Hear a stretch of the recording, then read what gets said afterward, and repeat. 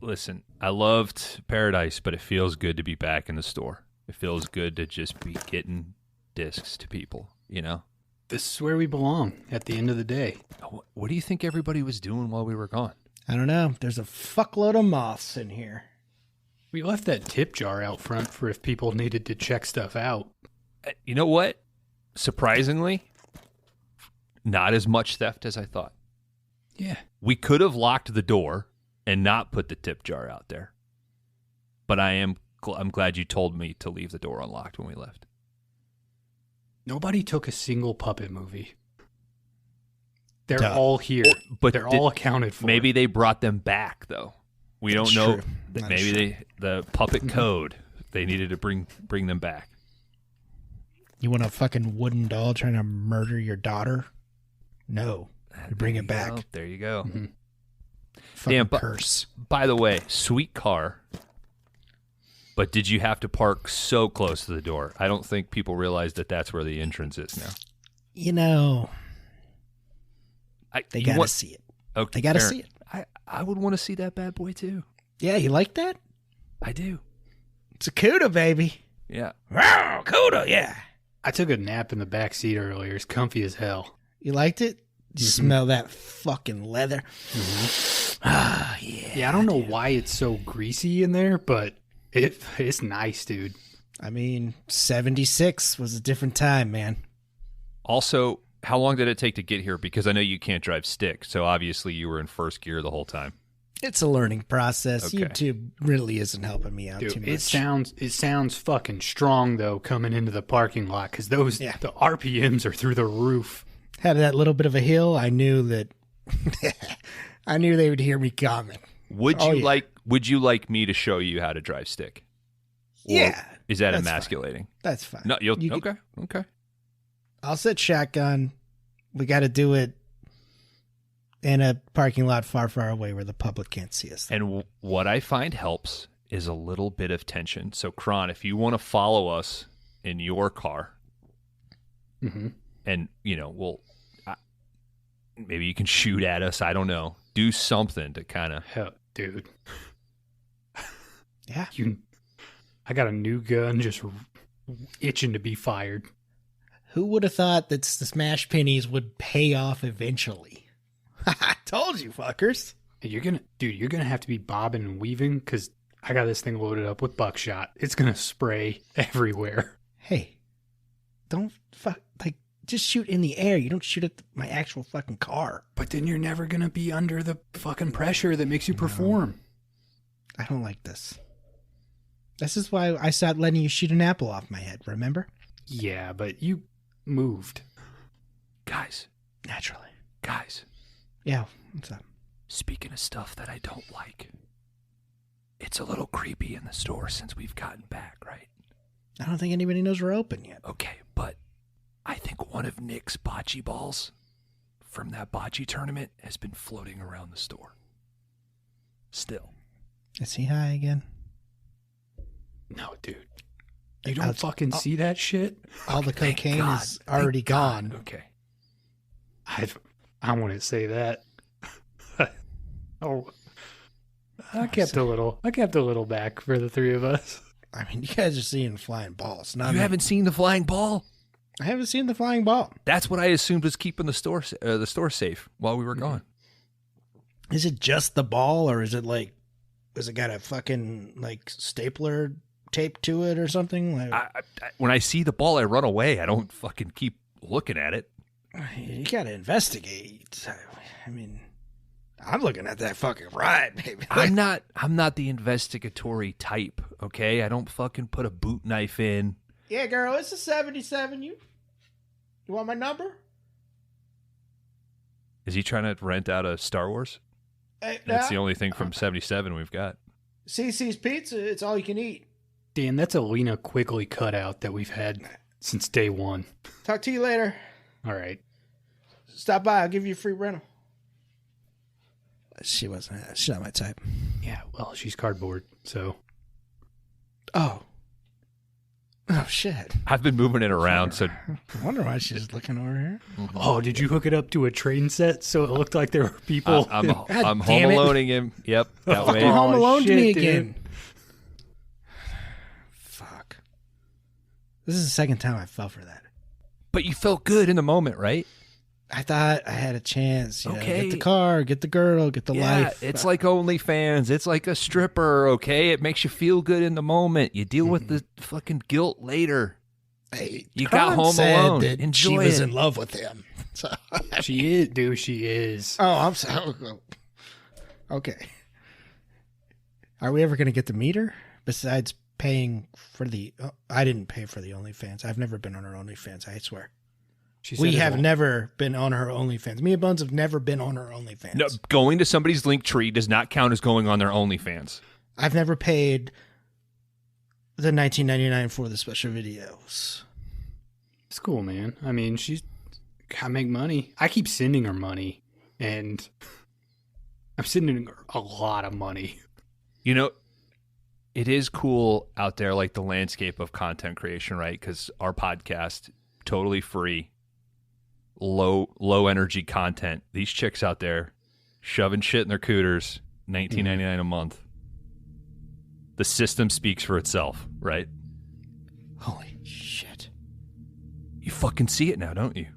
There's a ball. Yeah. It just went by.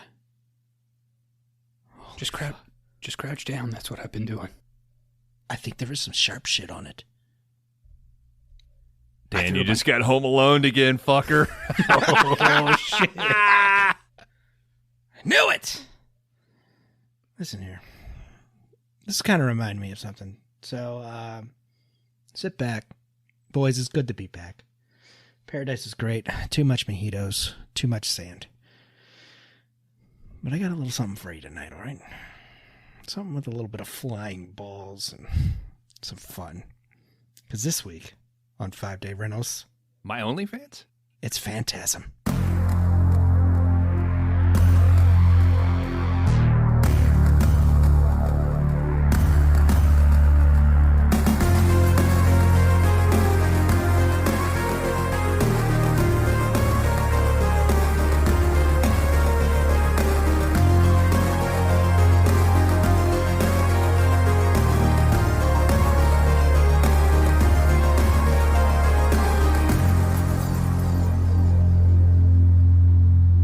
Welcome back, everybody, to 5-Day Rentals. And it's the box set, baby. We're here with a whole new franchise, I guess, of films that we're going to do. We're going to do Phantasm. We're starting with the first one tonight from 1979. I'm Laundry Dan. I'm going to be taking you through the first one here. I can't do it alone. I got my... my two pallbearers, I imagine if I die first. Kron and Bones. Welcome, gentlemen. Thanks, How we doing? Dan. I'll be your pallbearer. And I will fucking cold cock you one last time. That fucking coffin, dude. It's going to be a closed casket. You know that. I'm gonna fucking punch you, dude. It's not even going to be a casket, honest. I'm getting cremated. I've already decided that. If it's a closed casket, I'm at least going to rattle it. I'm gonna flip you around. It. Yeah. You gotta make sure he's in there. Has a coffin ever been dropped at a funeral? I bet there was a big fat guy at some point that somebody dropped the coffin. I did a pallbearer for Grandpa. And I had cousins there, and I was like, this motherfucker's either they weren't pulling their weight up front, but I was still like, this is fucking heavy. No wonder they cost so much. I bet those morticians throw a few iron plates in there, just because they're so dull. Nothing ever happens. They're like hoping for a coffin drop. Hoping. Yeah.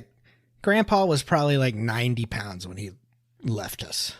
Yeah. Like, there's no way. I was like, this is all wood. Solid oak, dude. High class guy. Yeah. I don't know how much we paid for that shit. Dudes, it's a new season. It's a new box set. Fall is upon us. But it's same old bones, baby. I hope you're ready. I hope you're ready.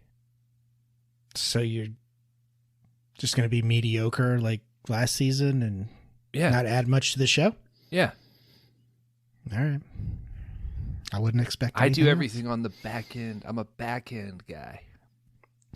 I'm a backdoor man. You guys are the talent, and I'm just here.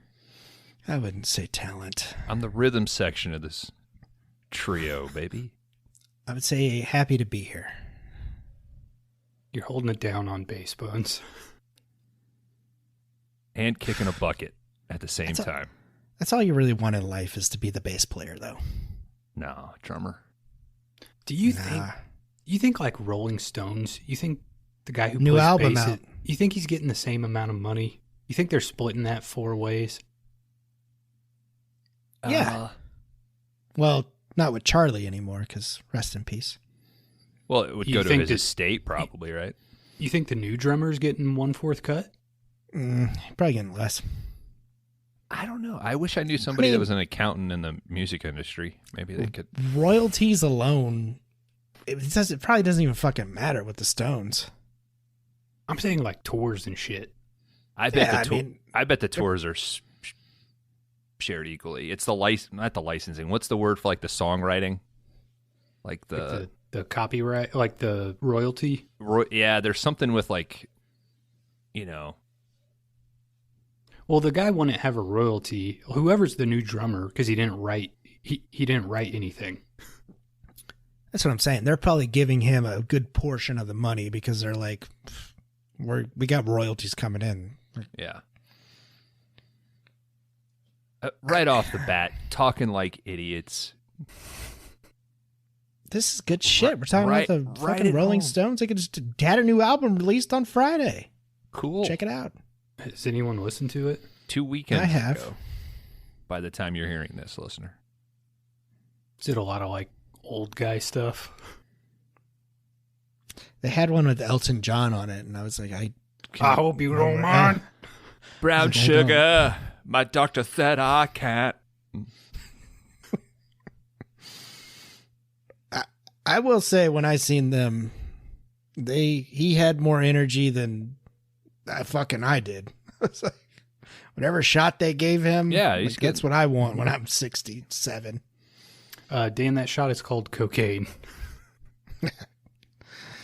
Let's do it. I'm trying to transition cocaine into Phantasm, but I don't think there's any drug use in this movie. Do you as a single man need the strength to lift a 500-pound box? Just make it out of paper mache. What I like about it is it's obviously a trick coffin, but what they still nail is the awkwardness of lifting something that is just like you can't get a bite on it. Even though the thing maybe weighs 15 pounds, it's still just so awkward. It's still coffin length. Yeah. So you have to manage the pivoting of your body to move it around. Yeah, the last time Sam and we were on vacation and I like picked up a kayak, I was like, I think I actually want you to help me. I was like, it has nothing, I can lift this and carry it, but like trying to maneuver water and rock and shit, it would just be nice to have somebody on the end. Did you think they used that coffin when they shot the pallbearer scene just to be safe? The light coffin? Yeah, like the trick coffin, is that what they put like the 6 sideburn dudes to carry? Yeah, because 3 of those guys were union. They were like, I ain't lifting over fucking 30 pounds unless you pay me. I think that shot where there's 7 people in the frame, that is the most people in a single frame in the entire movie, right? Yeah, I think so. It's got to be. I think there are like, even when they go to the bar later in the movie, there's only like 5 people in there. So there's a barber shop in that bar. was like, yeah. Yeah. Bars in the name, dude. It's like the Old West. Yeah, man. Just out in the middle. It looks like it's out in the middle of Mexico. Fucking throw down 3 whiskeys, get your bum tooth removed, and get a fresh do. That's good. I was going to, like, barbers used to be dentists, right? Yeah. It's so close. They're already right there. We should go back to that. Yeah. Just you handle the head. I'll get a different guy for everything neck below. No, then you're going to need insurance to get a goddamn haircut. No. That's how America works. No, dude. You're like, hey, I'm here for my... If you've already got a guy taking my tooth out, just get someone else back there fucking cutting my hair. I've had some bad haircuts. Copays. I've had some bad haircuts. I would love to be able to file malpractice.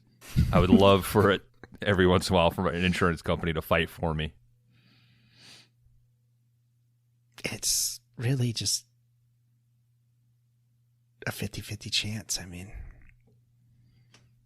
if you don't have a dedicated barber, which I do. Just let your hair grow. Who cares? No. Just be lazy about it. Don't go. I go to the same lady every 5 weeks. Do you schedule the next appointment at the end of... I schedule 2 ahead. 2? Wow. That's what I want to do, but she won't let me. Because she's like, my schedule's crazy. I'm like, that's why we're trying to do this. So I have an app. I'm the complete opposite. I will go, maybe I will go get a haircut, and I'll look up random places, and I'll look at the first one, and I can't get an appointment that day. I'm like, fuck it. I'll wait another month. I mean, but I can wear a hat, so... Must be nice. I schedule my haircuts 2 out, but I'll do exactly that for my dentist bones.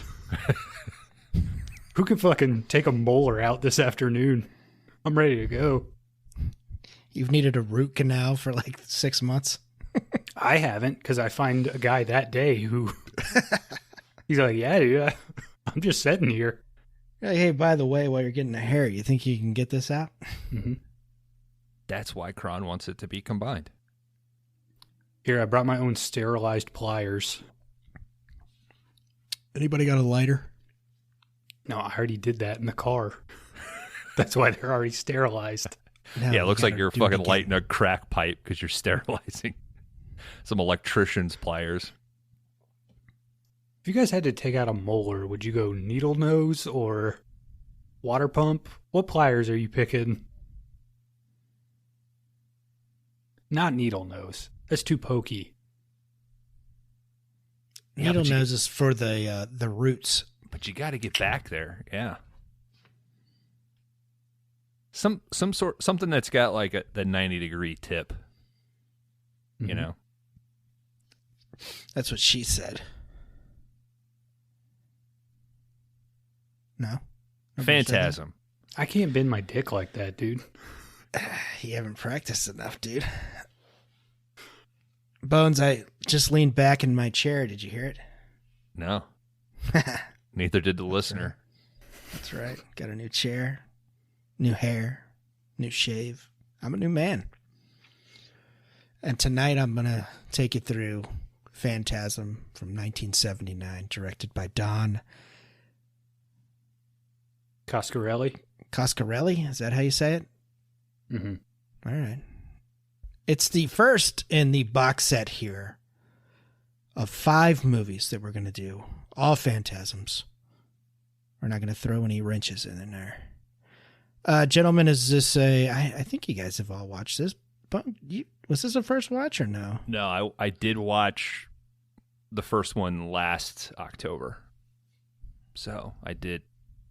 I think I went on and on about watching Exorcist for the first time last Halloween, and I threw Phantasm in there at our buddy DK's insistence. So, well, yeah, DK, thank you for our fine theme. How about that theme, intro there? And check him out on the Spawn episode as well with George.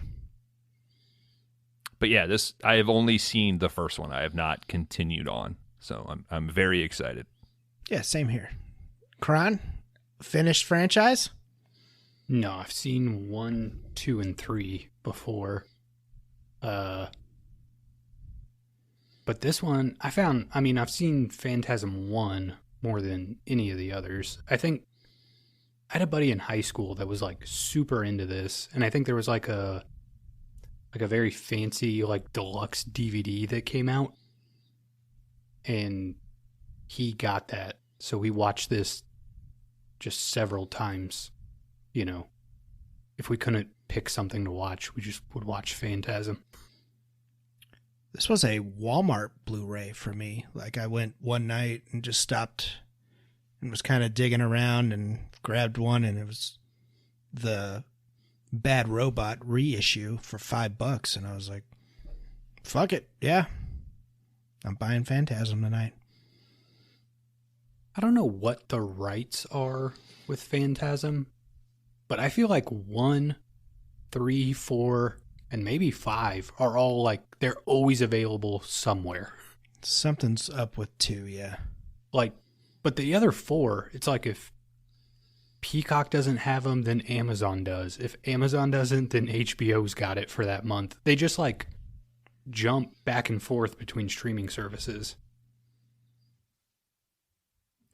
There was definitely dudes like, Phantasm is one of those, like, if they're into it, they're really into it.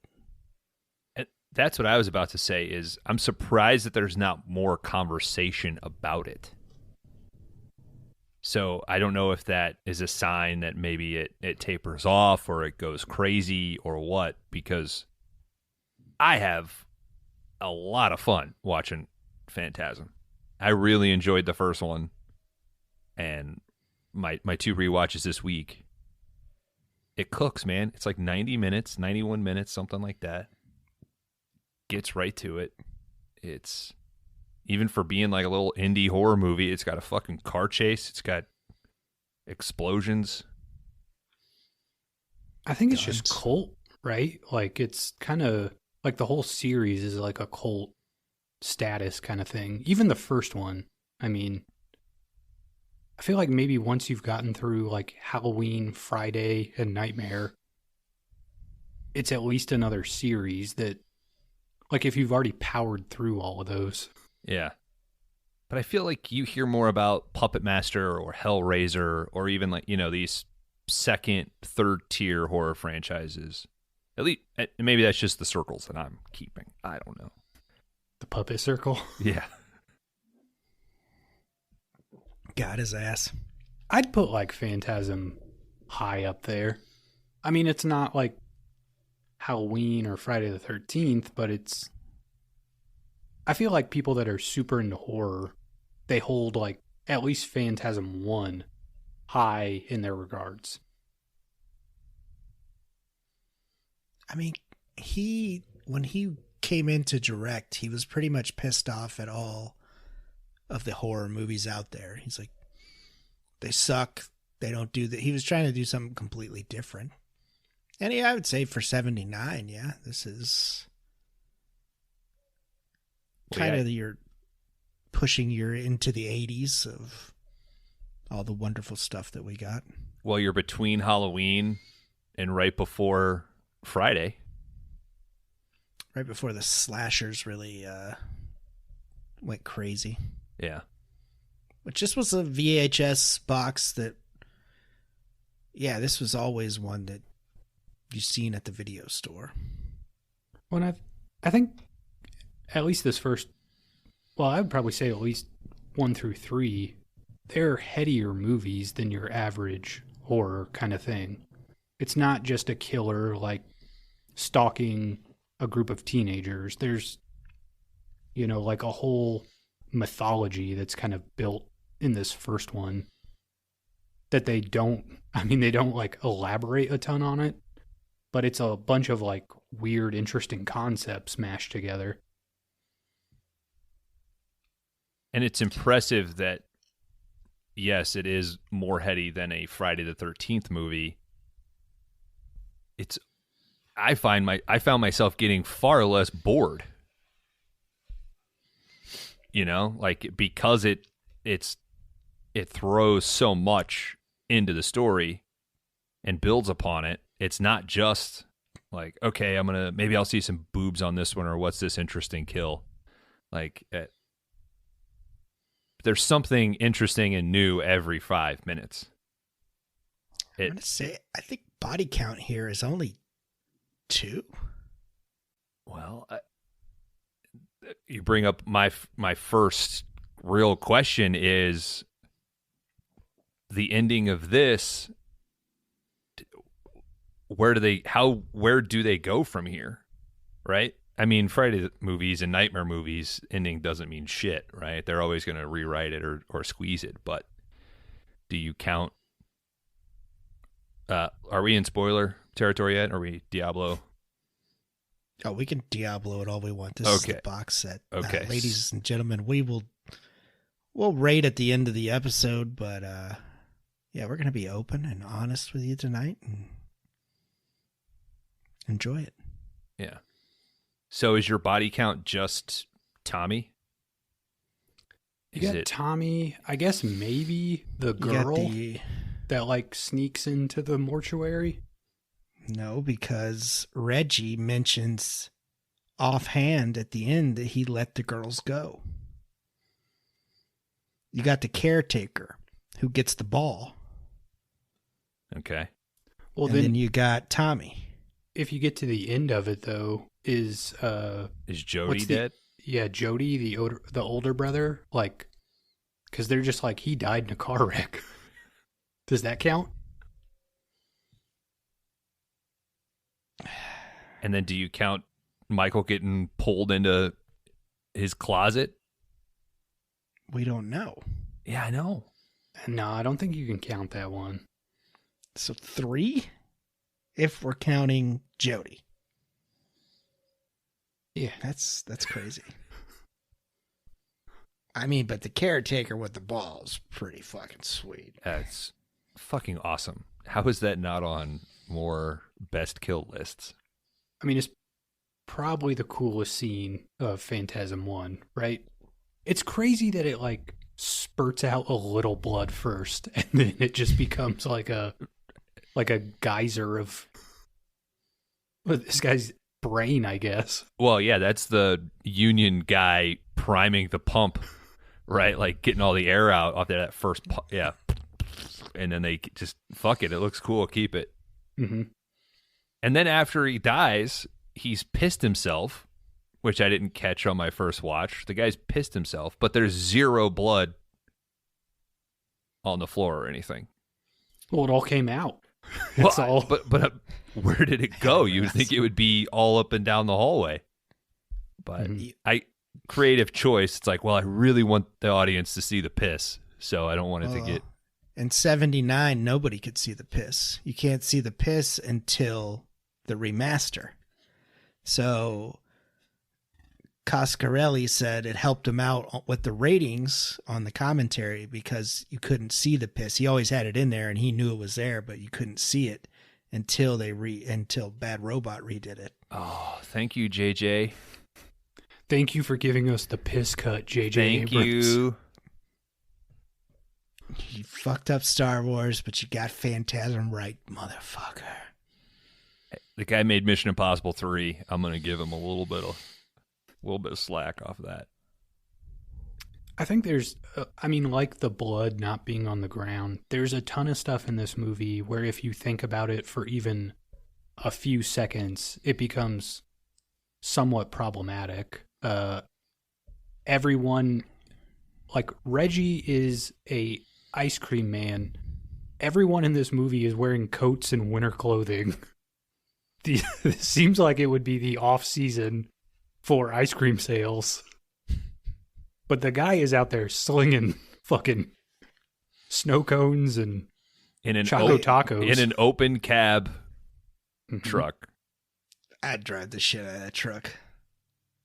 That's so cool. Dan's got major Reggie vibes, man. Reggie, from what I see, continues on, and I believe all the rest of them. Yeah, I think he's in all 5. Yeah, he even asked Jody at one point to come and help him. fucking it's going off the chains out here. So much fucking ice cream. Yeah, winter's popping off. Some very weird dialogue in that kitchen scene. Yeah, you remember last time it was kind of a crowd, and you were really good at the crowd control, so get your ass out here. Well, it's even weird with like him and Jody when they play guitar. He just kind of walks right in. It was Tommy, Reggie, and Jody in a band, right? Yeah, but I mean, that specific scene, he walks up and he's like, "Oh, what are you noodling on? Let me jump in here." And then he just fucking shreds an acoustic for 2 minutes. It's cool. It's not a bad song. No. Jody is actually a music teacher in California. This is his only movie he was ever in. Is Jody like a traveling musician? Is he going around and touring? Is that what his... Because another friend comes by at one point, right? And he says, I'm just back for the kid. For Tommy and the kid, but... Well, doesn't Jody say he's going to leave me again or something? Yeah. Seems like Jody is... Like, he came back after the parents died, but he's constantly looking for, like, I don't want to raise this kid, so how can I get the hell out of this situation? Did he come back for Tommy dying? That's but what Tommy's I was... in his band. I wasn't... Well, how is Tommy in his band? How's Reggie in his band? Reggie's a full-time He's slinging ice, dude. Because right whenever Reggie's like Jody, he's like, what a way to end the dream or something. That's what Jody tells Reggie before they go into the mortuary. I'm asking all these questions assuming that you read the Wikipedia, Dan. I don't know what Wikipedia is. I have these questions as well. Yeah. Because, like I said, when you sit back and look at Phantasm from 1979, you're like, there's some cool shit there, but this story makes no fucking sense. But those little things do not matter at all. I don't really need to know what he's doing. I was asking that primarily because you asked about the three of them being in a gang or a band. I just took it as they were just lifelong buddies when he says that's one way to end a trio. There was nothing musical in my mind about it. Them so you guys playing don't guitar. think Tommy. Okay. No, I mean, just that could work too, though. Yeah, that Tommy and Reggie were the only two of the three that stayed in town. Jody kind of fucks off and comes in and out whenever. Mm-hmm. We know he's left before. He has an interaction. I think it's Toby is some random guy that comes by. Yeah, and they're fixing the CUDA. Mm-hmm. Yeah, well, fuck Jody, dude. He didn't take Reggie with him. He left him here to fucking sell ice cream. He's making a killing, apparently. I mean, why give up a good thing? Dude, if you can clean up like that in the winter, just think of the numbers you're putting up fucking May through August. He's like, I'm making $380 a year off this ice cream gig. Like, I'm not going to fucking LA with you, Jody. Those are the types of people that I've always been jealous of, right? Like, I found something, I'm content, I'm just going to keep doing this, right? Eventually why I'll be the boss. Yeah. It seems like he's its own boss. It says Reggie's on the side of the truck. I think Reggie bought the truck, and he just... I don't know if he hits the Kroger every morning and clears out the ice cream, but... What the fuck is a Kroger? Dan, you gotta figure out what a Kroger is, dude. What the fuck? The Piggly Wiggly, the... Oh, it's a grocery store then. Mm-hmm.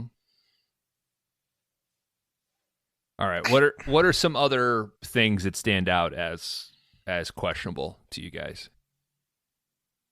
What, is it like the storyline or? Yeah, because I think one of the things that the movie does really well is giving you just enough information to sort of keep stuff going, but the same way that the ending is obscure, they give you very little like there's no fat on it.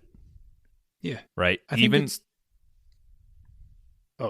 it's the biggest strength of the movie, honestly, is that they introduce so much stuff so quickly. You don't have time to get hung up on, like, where do these little people come from? Why is that guy's blood yellow? Like, it doesn't matter in the context of the movie. It's just, this is the weird shit that is happening to these three people. I feel like if you had a movie now, any producer would be like, you have to explain this stuff. Oh, I don't know. I don't know. I think so. I mean, I feel like that's what the concept of world building is now, is that everything has to be explained and buttoned up and perfect. Not here at A24 Kron. We don't do that. But you watch something like Hereditary and you have an answer at the end of the movie for Just go win an Oscar. I don't want to hear it. Here's the check. Welcome to A24. I think even those movies have more of an explanation than this movie has. This movie gives you nothing at the end of the movie. Tell you what, I'll give you another $50K if you do it in black and white. Deal. We'll just do it in post. Done and done. Here you go. Damn, they explain the end of Hereditary? There's an explanation? Shit, my dumbass didn't understand it. We'll spoilers for Hereditary. Okay. Maybe. We'll cover it as a 5-star banger. You gonna make me watch that again? I watched it in the theater, and I have yet to rewatch Hereditary again. That was... Sam was gone on a work trip or something one random Saturday. I was like, let me just watch something on my laptop in bed while I fall asleep. And I was like, fuck it. Let me throw Hereditary on because this will put me out in 5. And I sat there for an hour and 45 minutes just in terror. I was like, that was a terrible night sleep. just dread. I wouldn't recommend watching any movie on an airplane, but I watched Hereditary on a flight to Italy. And every time we hit turbulence, the French woman next to me would start crying as I was watching Hereditary. It was fucking rough, dude. That might be the way to see it. I don't know. It was terrible. Like, it was awful the whole time through. Okay. All right. But to bring it back to Phantasm, this is one of the things that I love about it, is that it doesn't really matter. It's just fun. The movie knows that it's meant to be fun. And there's like an adventure aspect to it, especially through the eyes of this like teenager. Like the loading up, let me like put on my knife, I'm going to break into this place. Like shit like that. Some fucking fun, man. Yeah. And whenever you can combine those elements, I'm much more interested in that. And I think it's one of the reasons I'm such like an action horror guy is when your characters get to be proactive. When it's just dread and people are just in a fucking cabin and horrific things are happening to them, or a family dynamic is stretched, I have very little interest in that. But if the trade-off for getting an action scene and some little dudes running around getting blasted with a shotgun is I'm going to have some questions at the end, I'll take that for sure. This is kind of the same level as Nightmare on Elm Street for me, like the first one. Like, had so much cool shit in it. And this is like, yeah, that's fucking cool. Like the finger moving in the box and shit like that. So it's kind of on that same level for me. And who knows where we'll fall in 2 or 3 movies as they start to build the universe out, right? We might get frustrated like, oh, we didn't need an answer to that, or vice versa. This is the 6th time you've shown this. You should explain it. But I think, well, maybe I shouldn't say that. Yeah, I guess that is an interesting thing to think about. Like, I have seen 2 and 3, but I don't remember a ton of what happens in them.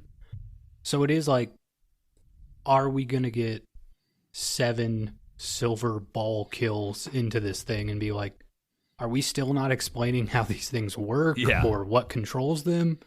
Or is it going to be like, oh, it's just cool every time somebody gets their fucking brain shot out of their skull.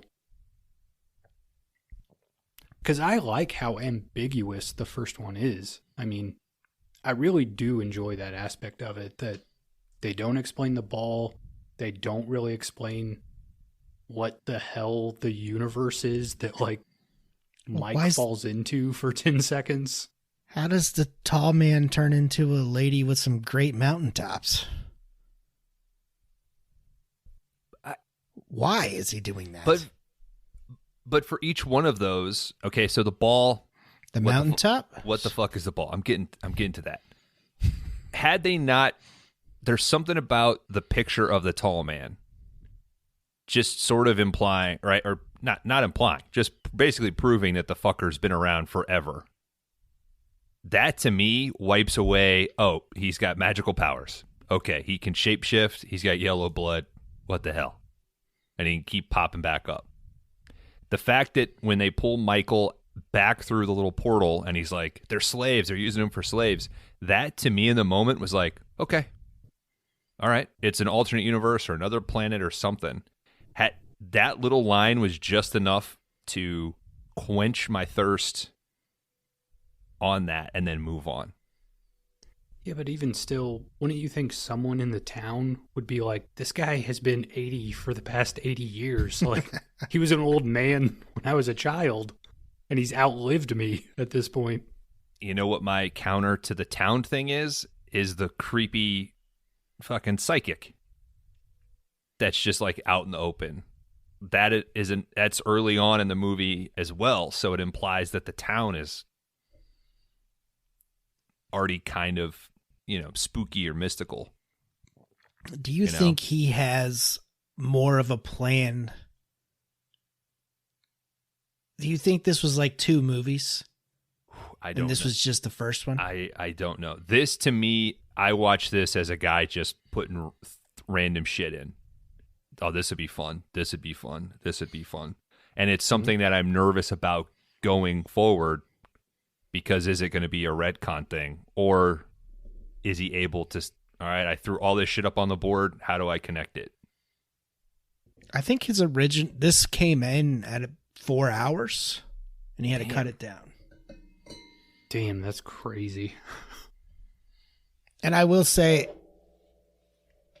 there is footage from 1 that shows up in 4 from what I said, read from doing research on this one. Where'd you research? Kroger? Commentaries. Oh, okay. I think this was this is Wikipedia. This is Coscarelli's like first movie, right? Did he do 2? He did 1 through 4. Oh, did he? Yeah. And Bubba Hotep, at least. Yeah, I know he did Bubba Hotep. Kron's but it's a big Bubba Hotep fan. I feel like with this one, like the dude just didn't know enough to know what needed to be in a movie versus not in a movie. So I think he was just throwing stuff like, here's a shitload of ideas I have. Like, let's just film it. Yeah, let's film it all, and then we'll figure out how to make a movie out of it. And a lot of times when you can see that and feel that, I love it, because to me, it reads like this artist is putting out the thing that they want to experience. Right? Yeah, and he was very anti, like, this shit sucks. Like, why aren't we making good fucking scary horror movies? Well, I don't want to toot our own horn, but kind of in response to us joking to something that somebody has said about the show, like, that's what we wanted to do with this, right? Like, it was what's the things that we like, but what suck about some of them, and how do we strip that away and just throw, like, all of our podcasting references are pretty different, like, when we came into this. And I think that, I don't know, I'm also very conscious of, like, somebody like DK, who I know is a friend of the show, who's probably listening to this and is just typing out a massive email of like, all right, you guys crossed the line. This is this, this is this, this is this, I normally don't give a shit about that because like the hidden subtext of the show is it has nothing to do with the movie. But I'm The only one who has an advantage here is Kron, because he's seen the second one. But the guy just straight up said he doesn't even remember. So yeah, do you want to know? I could tell you one thing that I remember from 2, and that covers the entirety of what I remember from part 2. I just know. I don't know. I just had a lot of fucking fun with it. I had a lot of fun with it. I think it's kind of like Puppet Master 3, where you're like, you know what? I kind of want to see what happens. And then we all know what happened. More puppets. Suicide threats. I mean, it was rough. If they don't, I don't know. But again, that ending, the ambiguous ending, the end of Friday the 13th doesn't mean shit, right? The end of how many, the end of Jason Takes Manhattan means fucking nothing. So I'm definitely going to be forgiving to this when I would rather watch Phantasm 1 over any Friday the 13th or any Nightmare on Elm Street. It's a bold ass statement. I don't know. Yeah. This is a guy from coming that loves Scream 3 out of all of them. I mean, so not out of all of them. Play the tape back. It was my favorite of the sequels that I had seen. And that's not the case anymore.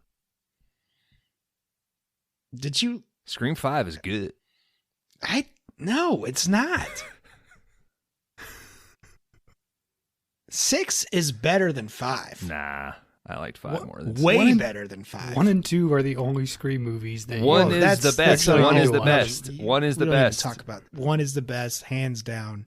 And 2 is a good sequel. Then 5 and 3. And then you don't 6, 5, and 3. You don't need any of those. Brantley is yelling at his stereo right now. 5 was, I don't know. I think it's different movies. Like, I think Friday is different. Friday the 13th is an entirely different kind of film than Phantasm. Right. And they scratch different itches. And that's fair. What I think I was trying to do is I was just trying to establish a border around myself to not allow myself to say, like, I have too many questions. Or how does this thing exist as a franchise? Specifically in relation to Puppet Master. Because we were so confused on how is this puppet not in this one, but then in the prequel, right? Like the timeline of them existing didn't make any sense. So, but Phantasm, it being like an even more fantastical world, that was me just establishing my own personal border, right? It was hard not to be like, all right, I want to watch 2 now. But I know. Yes. Also, do we get a Dune feeling? Well, I think some reference here. Some highly inspired by Dune, right? Well, the whole box at the psychic thing is just lifted right out of Dune, right? Well, I think even when he goes into the alternate world too, whenever you kind of see it a little bit, I'm like, that kind of reminds me of Dune as well. Could be. Yeah, because the book would have been out already, right? That was 60 something. And then Lynch doesn't make it till 84. So Lynch didn't try to make it till 84. I'll hear Discord shit on that one, I'm sure. It's better than the new one, Dad. People have opinions. It's David Lynch. People love Lynch. Yeah, man. I watched Eraserhead. It's decent. I liked it. I enjoyed it. I had a good time. Now, we'll see. Because I think Kron's next category is Direction Erection, David Lynch. Not for me, it won't be. I seen it. It's there. Are we Are we ready for plot? I mean, if you got anything else that you guys just have to talk about. I do think it's an interesting combination of like, there's some low budget stuff that works really, really well when Mike is like reaching into the alternate world. You can kind of tell that's just a mirror in front of a thing, right? But it looks cool in the movie. But then there's some other stuff when they're fighting that like puppet fly where it's like that looks low budget. That looks like a guy wrestling a jean jacket for 2 minutes. And I'm not saying it's bad or it hurts the movie. So on board for it. There's just I do feel like this movie has some stuff that works super well and is impressive for a low budget movie. And there's some stuff that feels truly like, fuck it. We got this scene. Let's see how it goes.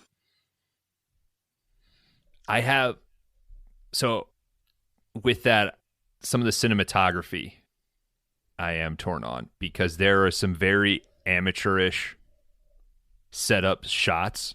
So the first shot of the funeral home, and it kind of pans in a little bit, and then you get this very cheap, you get Reggie and Jody sort of step into the frame, and then there's a lot of framing. So when Michael's underneath the car in the garage, and he thinks one of the little Jawas is in there with him, and he hits Jody's foot with the hammer, and it cuts to like that straight down the barrel shot of Jody yelling "fuck." But then there's some great shit too. There's some incredible shots that I think because maybe he's not overthinking it. When they get that door open and you come in and you pan in on those barrels and you truck in and you turn and you see that shot, that's probably the best shot of the movie. I think the shots with the ball look pretty good for being low budget. And then there's some really cool, like, to counter the two shot of them stepping into the frame. When they are battling the jean jacket, in that, I think it is established really well. There's like the shot that's set up at the top of the stairs, and Michael is running up and down the stairs with the jean jacket. It's simple. It doesn't need to be chaotic and shaky cam. It's all in there. But I really like when he runs through the graveyard whenever he's trying to get lucky with the lavender lady. Just the way that is. He's like, which on the first, when Tommy is having sex with the lady in lavender, the way that their legs are, like she's on top. I'm glad you brought this up. Yeah. But then we get the cut of, it doesn't make any sense. Her legs imply she's laying flat on him. Like she's fucking not him. In a cowgirl. Yeah. Yeah. Her feet should be up by his knees. I think he's getting pegged, guys. I mean, it's the tall man. Spoiler alert. It does have a wee-wee. Wait, what? Wait, what?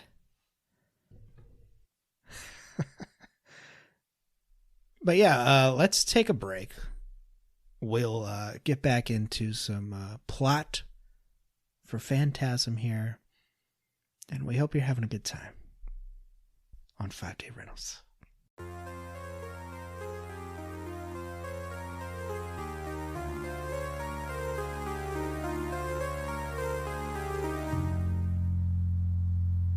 Welcome back, everybody, to the box set. We're doing Phantasm, 1979. I think we like it. I think we're excited. Are you guys happy that it's not 22 episodes? Yeah. I'm glad they didn't make 22 Phantasm movies. It's a lot of potential to fuck it up. Well, I do reference that because our last box set was Thunder in Paradise. And if you like this, go back and check that out. Those are all there. We did all 22 episodes of Thunder in Paradise. It was a endeavor. I'd say a journey where we learned a lot. I think we can all agree, if you like Phantasm, listen to Thunder in Paradise. If you like Phantasm, you're going to love Thunder in Paradise. Basically the same stuff we're talking about here as we did back then. So,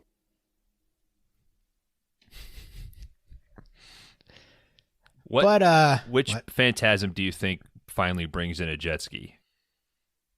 4. Okay. I'm going to go 5. Oh, the tall man's in the water. I didn't know he had a lake house.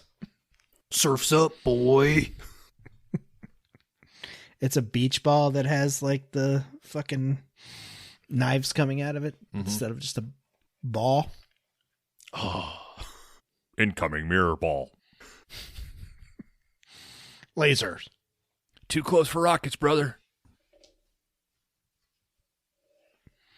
We can outrun the ball, brother. Hit hyperspeed. Hyperspeed. Go check out Thunder in Paradise. Hyperspeed engaged. You could tell we already miss it. All right, gentlemen, we're going to run through some plot here on Phantasm. Short, sweet. While having sex in Morningside Cemetery, Tommy is stabbed by the woman in lavender, who actually turns out to be the tall man. We get a quick little shot of him kind of just looking down at you. You think he can make a vagina? He can make boobs.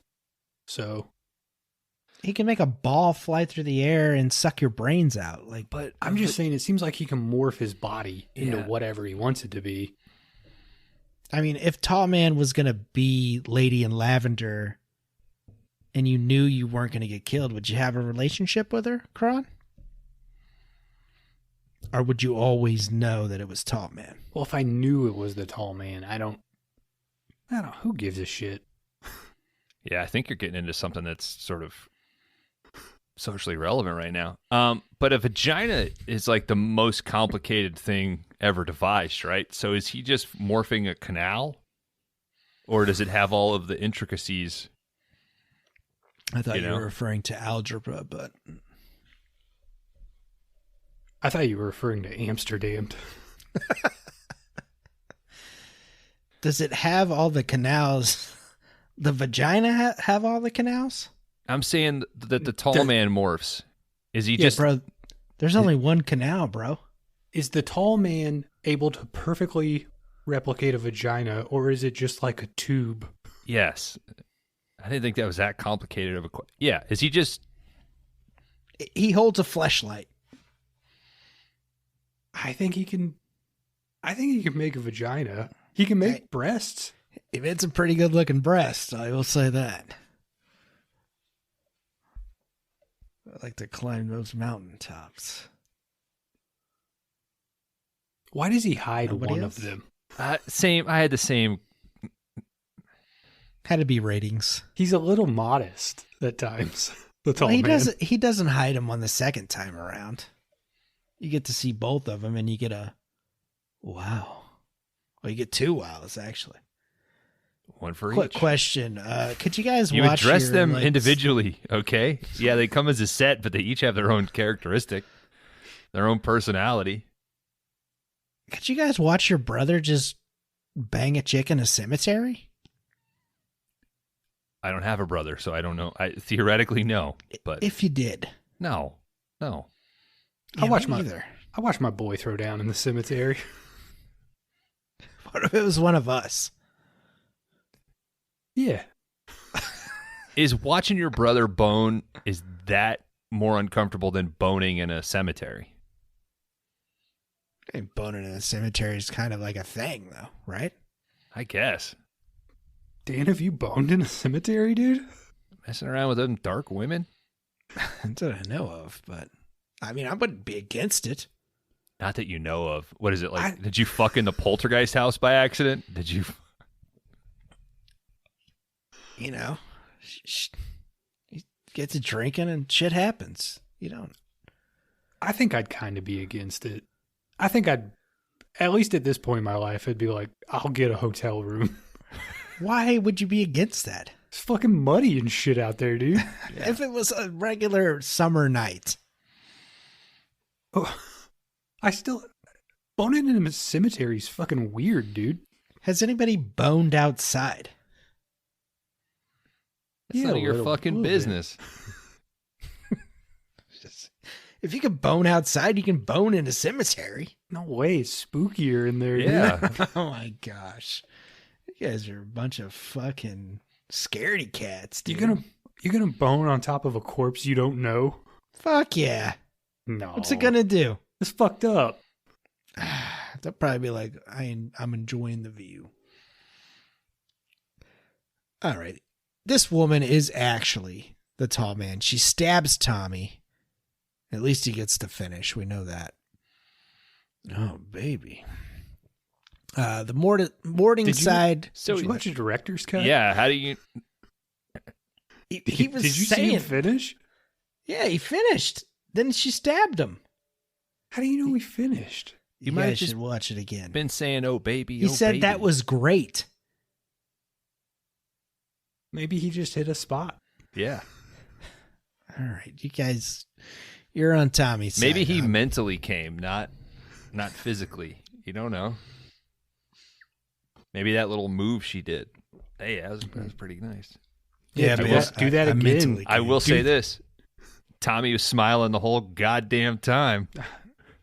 I knew he was having a nice experience. I mean,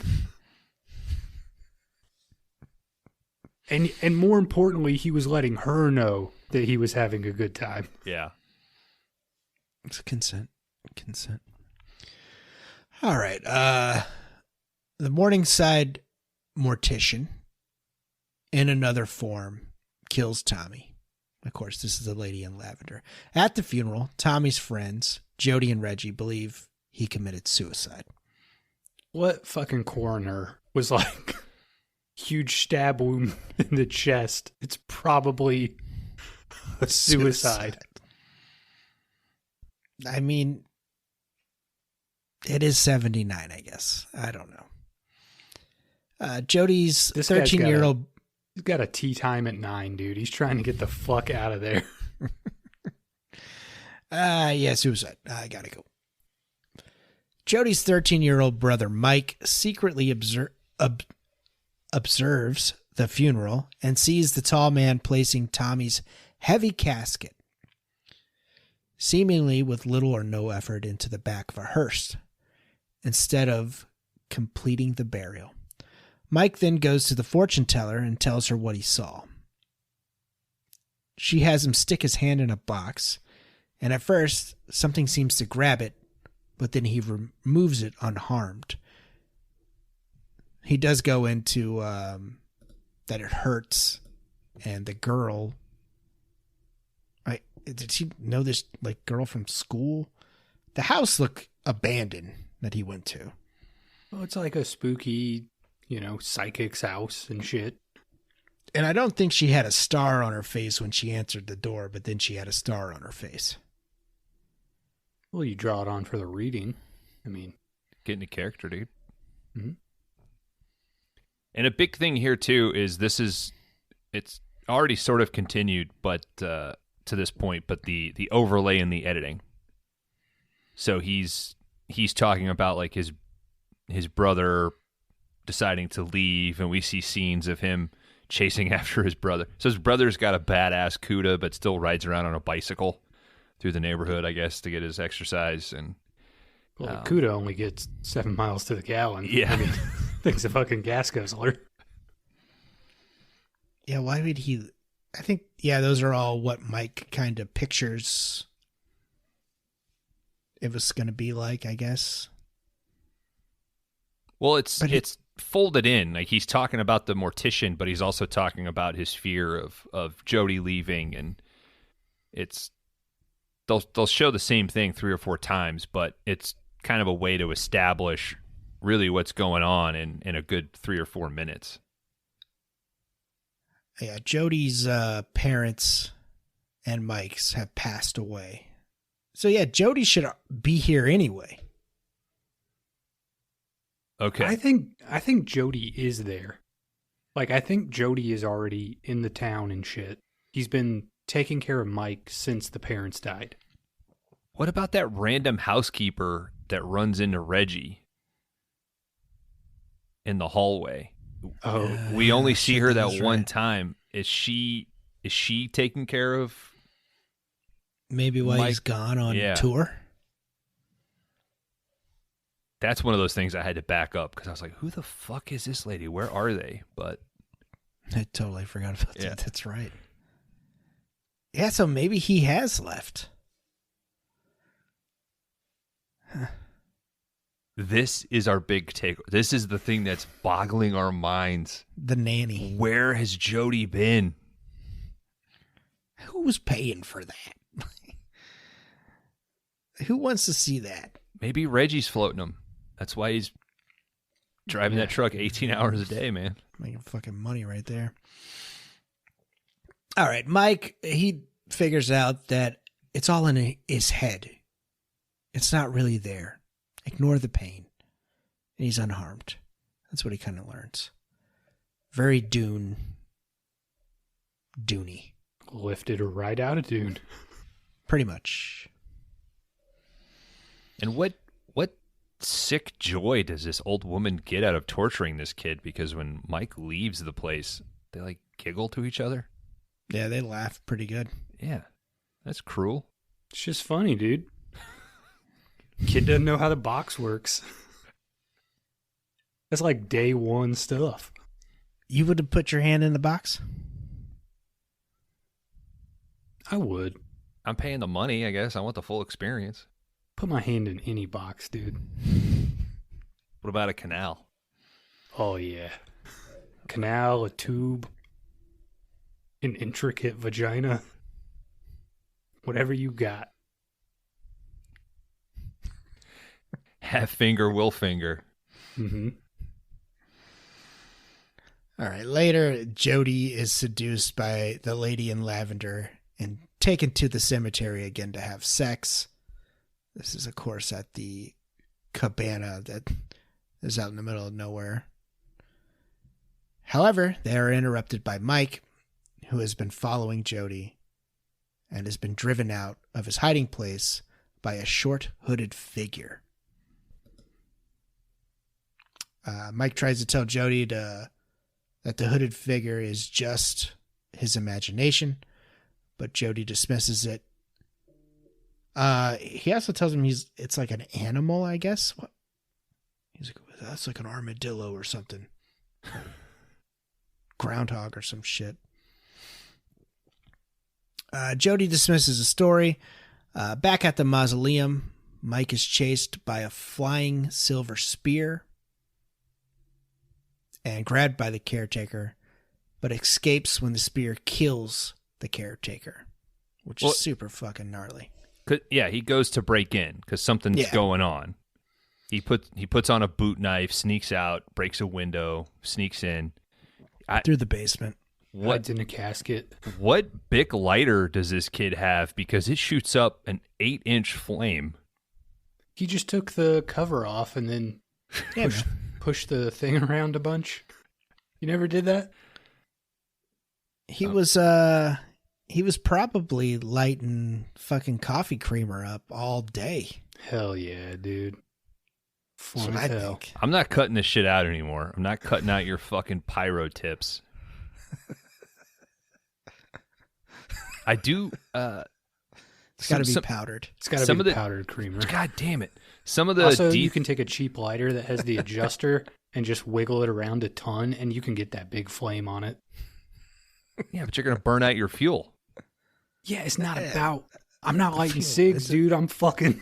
It's about the flame, bro. I'm having a 6-foot flame, bro. Yeah, but if I'm trying to snoop around a fucking funeral home, No, you give it to your buddy when he tries to light a cigarette, and it. oh, that's funny as hell. Flame right up your nostril, dude. That'll teach you. His hat gets burned and his face is all covered in soot and shit. Fucking Daffy Duck. Hilarious. I like the detail. So while he's sneaking around, he's almost caught. He hides in a coffin, like Kron mentioned. I did like that he used the lighter to kind of keep the lid up so he could peek through. I thought that was a cool detail. But yeah, the important takeaway here is this magic floating ball.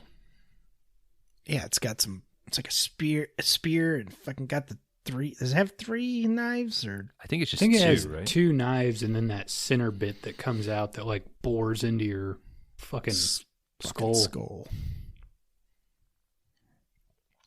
He then flees the tall man. As Mike slams the door to get away, the tall man's finger gets caught and then cut off. But it continues to move, dripping yellow blood. Taking one of the fingers with him, Mike escapes the mortuary. I don't know if we're past this part yet. There's a part where Mike goes into like a dream sequence where it's just like the tall man standing over his bed. And it's like out in the I think this is cemetery. Right after this, yes. Okay. That shot looks really cool. Like just the way they framed it all. And then those 2 guys pop out. Mm-hmm. Yeah, this was the original poster, I believe, for a long time.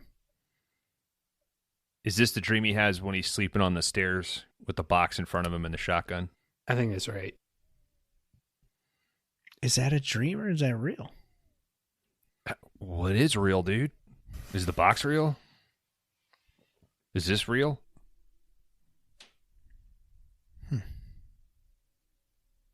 We'll never know. Till number 2. The still moving finger is enough to convince Jody. My number 2's are real, buddy. It's bigger than a finger. The still moving finger is enough to convince Jody about Mike's story. Before Jody can bring the finger to the sheriff. I love that scene where he opens the box, sees the finger, and just closes it and says, "All right, I believe you. Like everything that you've said, I believe now. I'm 100% in." It's awesome. I guess if you see a disembodied finger moving, you kind of gotta. At that point, you gotta be in, right? It's doused in like yellow blood as well. So yeah. You're like, and still moving, but I feel like most movies, it's still going to be like, okay, yeah, this is weird, but it doesn't explain you watching me fuck. That would have been so cool if he said that, right? Like when he closed the box. All right, but why did you watch me fuck in the cemetery? he was just trying to learn, dude. If I wouldn't have watched you fingered that chick, I wouldn't have got this finger in a box. Do you understand? It's a straight line, Jody. No, you use your own finger, dude, not somebody else's. It's symbolic, Jody. Finger in the box. Oh. Fuck. Where'd you get a fucking finger at, dude? What were you going to say, Kron? Oh, the part where Jody is in the cemetery, like when he looks up, when Mike runs by, he's just got that lady's underwear in his mouth. Yeah. Yeah. It's pretty sweet. How long was he holding on to those? He needs something to bite down on. That's how you take underwear off a lady, dude. Have you learned anything from movies? I just chew through the underwear. Well, yeah. Because you can't use your hands because they're holding those mountains. They are or you are? Both. Who's they? I got... What? That's some weird stuff, dude. Your bros watching. That's who they are. Guys, help me out. You're over there. You may as well help. It's the camera's on a stand. Come on. I'm bloated, brother. All right, it transformed into a flying insect. Yeah, this is where we were talking about wrestling with a jean jacket. I think this is pretty cool. You get to see it a little bit. Like, I like the sound effects and shit that it made. I didn't think it was terrible. The sound's selling it for sure. It's helping. It's not terrible by any means, but it is. At the end of the day, it's two guys like just like moving a jean jacket around in front of their faces. It's, what do they call it? Like the empty coffee cup, right? Like the coffee mugs in movies never actually have liquid in them, and it's just enough to create, like, you can always sort of tell the way that the actors are handling it. It happened in Spawn. I don't think we talked about it last week, but there's a part where the dude hands Hal like a coffee cup, and you can just tell, like, that shit is fucking empty. So I even more forgiving of, like, you got this one little mutant fly puppet. You don't want to bang it up. Have you guys ever like been at work and already drank all your coffee and like you're like talking to coworkers and grab it, and then you realize there's no coffee in there, but you still take it like you did drink it? That is a con of using like a modern Yeti or something that's got some heft to it. Yeah, that's what I have, a Yeti. So yeah, every once in a while I'll grab it and be like, there's nothing in there, but I still fucking do it. Mm-hmm. Kron, you only drink your coffee from one cup, so. I just hold the coffee in my hand and lap it up. Yeah. Do they call you weird names at work? Oh yeah, people are fucking weirded out by it, dude. Is it still like super hot, or do you let it cool down? Yeah, it scalds my hands up real good. But they probably think you're a badass though, too, though. Mm-hmm. I have no fingerprints anymore. So I've been doing some minor larceny on the side. Send me a few bills, man. No. Reggie, who witnesses the finger-turned insect attack. I don't know what I wrote here. I just throw the bills in the trash. I don't keep them. It's not about the money. It's the thrill. It's about the crime, dude. You're missing out. You put it into savings at least. I'm living. All right, Reggie comes in while this is all going on and joins the brothers. No, in their what did you write down? You wrote down finger turned insect. Get through it. Witness the finger turned insect that attacked them. I should have said. Okay. I wrote attack them instead of attacked. He joins in on the brother's suspicion. Jody goes to the cemetery alone, but is chased away by. What do we call these dwarves? No. Also, did it stress you guys out that they use the garbage disposal without running any water? A little bit. Okay. Yeah, you gotta put water in there. But I mean, in a situation like that, it's why it crawled back up. If it had the water in there, it would have gone down the first time. That's true. I did put in a new garbage disposal. 30 minutes in and out. Was it a Binford 350? Nah, I don't even I took a picture and bought the same one at Lowe's. Yeah, Dan was like, this thing doesn't have enough horsepower. I'm going to hook up the CUDA motor to it. I hooked up this V8 engine. I will say, the engineers that got together when it comes to garbage disposals, they figured it out, man. It's one of the easier things that, a homeowner can replace. I had to replace the one here when we moved in. And yeah, it was like, took the old one out, bought a similar sized one, and everything just fit together. Why don't they connect the power cord, though? Like, just sell them with the power cord. It's the same for dishwashers as well. They won't connect the power cord. Isn't it just like hardwired in, though? I mean, no, you got to do it yourself. It depends. Like mine is an outlet. I think it depends on the city code.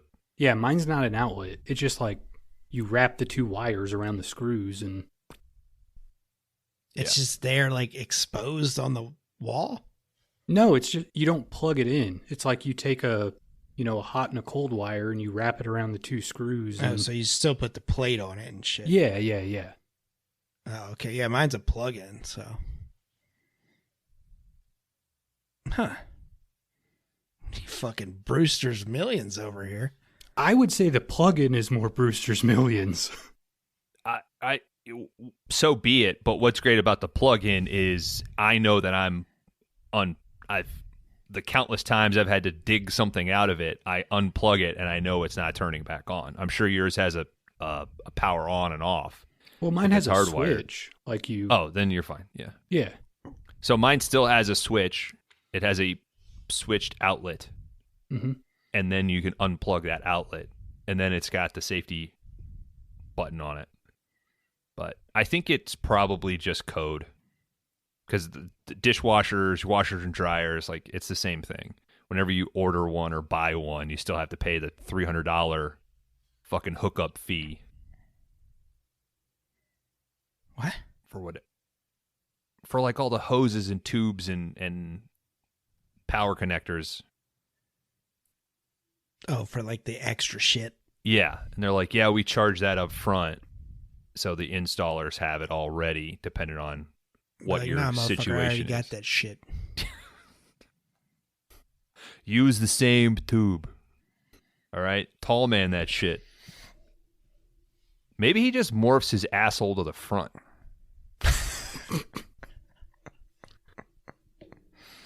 Maybe that's why her feet were like all weird. What if you're trying to be a backdoor man? Morph it? I don't know. Hey, you got no asshole, lady. This is fucking crazy. Kron, would you ever pick the Doors for this show? Only to talk about Val Kilmer cawing at a bird. Which I could do for 25 minutes straight, so maybe. I think like a while ago, me and Francis tried to watch The Doors, and she might have made it all of 8 minutes in before she was like, you know what, I'm good. I don't think I want to watch this. I've tried to start that movie, so I've never seen it all the way through. Yeah, I've started it multiple times and been like, yeah, I can't do this. I think that one's tough because Jim Morrison just seems like a dickbag. I mean, how cool can you make him? If you got stuck with him at a party, you would fucking leave. I think that movie also proposes that it took all of 8 minutes or less than for the dude to write the fucking keyboard section for Light My Fire. Mm-hmm. If I remember correctly, they're like, yeah, this is pretty cool. And is it Kyle MacLachlan that's the keyboardist? And he's like, all right, yeah, give me some time. And then like 5 minutes later, he's like, yeah, I figured it out. Mm-hmm. One of the most famous keyboard sections of all time. Yeah. Dan, you're really trying to get an Oliver Stone category going, aren't you? No, I always know Kron loved that scene from that movie. I already know Dan's going to pick it. So I did find a movie, a documentary called I Killed JFK. You don't know what I'm going to do on this show. So, some guy's fucking confession that you should see what I'm going to do next. Can't wait for the Phantasm. Can't wait for the 3+ hour category we've got coming up. What did you say, Bones? What? What did you say? I said we should be talking about Phantasm and not JFK. Oh, we got a new category. Bones, Nobody wants to. Nobody. We barely know how to talk about movies. Dan, now combine that with actual history. No. Dan, do you think there was a second tall man on the grassy knoll? Yeah, I don't think he was tall, and I think there were two there. Anyway, all right. He goes to the cemetery alone. Jody does. He's chased by a seemingly driveless hearse. One guy to eat the rifle after the bullet's been fired. Kron, there's been some breakthrough in the case. He is rescued by Mike in Jody's Plymouth Barracuda. That's a sweet fucking ride, guys. Whew. So fucking cool. Running the hearse off the road, they discovered that it was driven by one of the hooded figures, a reanimated and shrunken Tommy, whom they hid in Reggie's ice cream truck. I'm a little upset we didn't see the little stilts that the guy obviously had to be wearing to reach those pedals.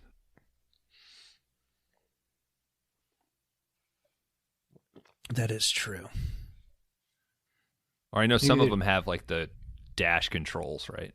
Maybe there's one guy down there working the pedals. Oh, that would have been fucking great, dude. It's two of them right Yeah. Yeah. I mean, yeah, they could have turned this into a comedy with these. Reggie and Jody. You don't know what's going to happen in parts 2 through 5. That's true. I mean, I've covered nothing but trouble. I know what comedy is. Fucking yakety sax starts playing as these guys run around. Do you think two of these small guys wear one large trench coat and like go pick up beer and shit? You think this is where like DreamWorks got like their idea for the Minions? Of course. This movie ripped from Dune and fucking Despicable Me pulled from Phantasm. You're like, you know what? Make them yellow instead of in the brown thing. Kids will love it. You know, my favorite part of that movie is when they come in because they think there's a fire and they like axe through that door and the two minions come in and then there's one minion holding like the bullhorn and he's making the wee noise. Shit cracks me up, man. I mean, Minions. It's adorable as hell. They're kind of funny. Not gonna lie. You know comedy. You picked Nothing But Trouble. That's true. I covered Nothing But Trouble.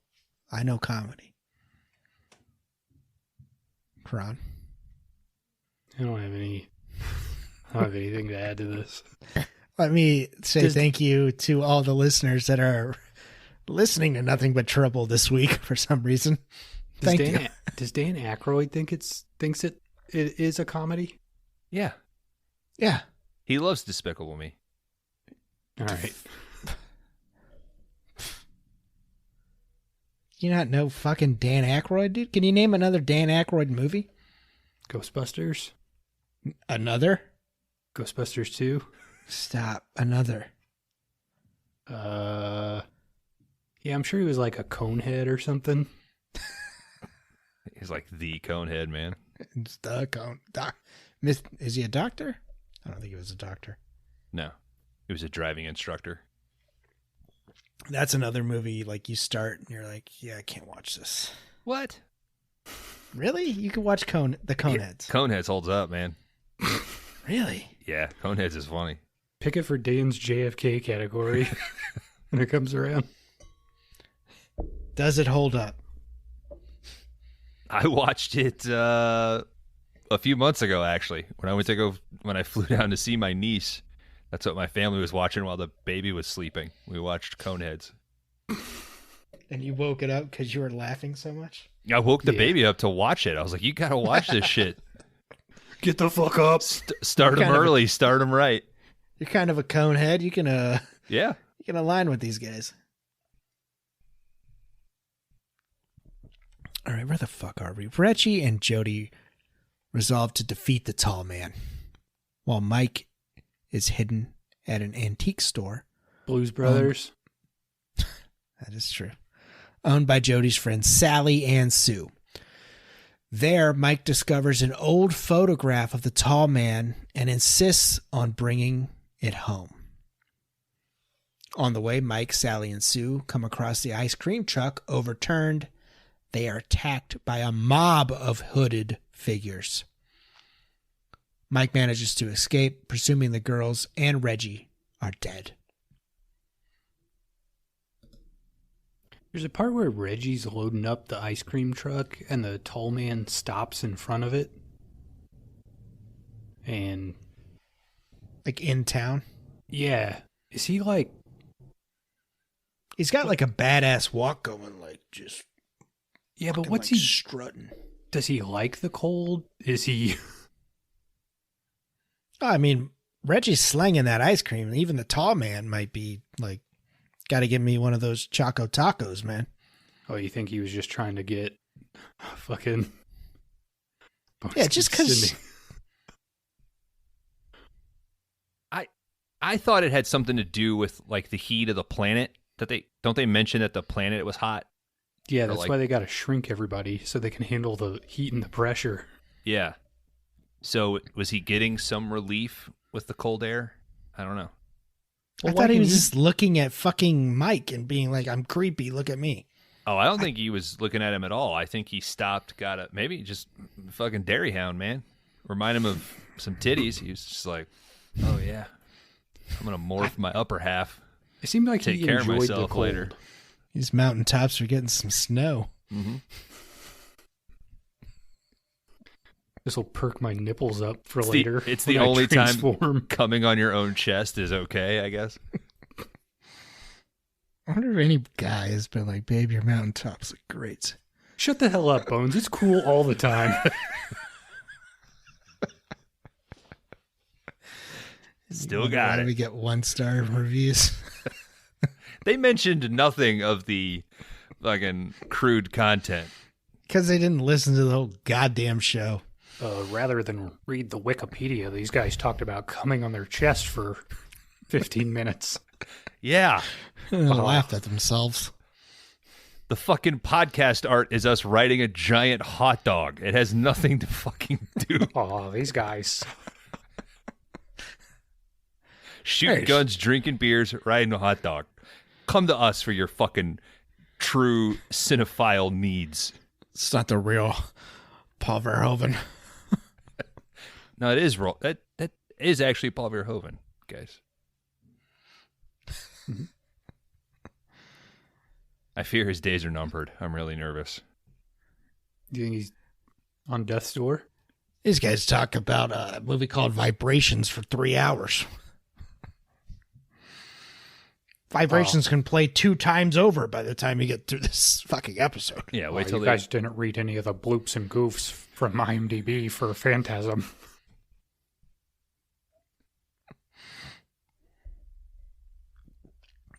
Like I said, whoever that was, come on the show.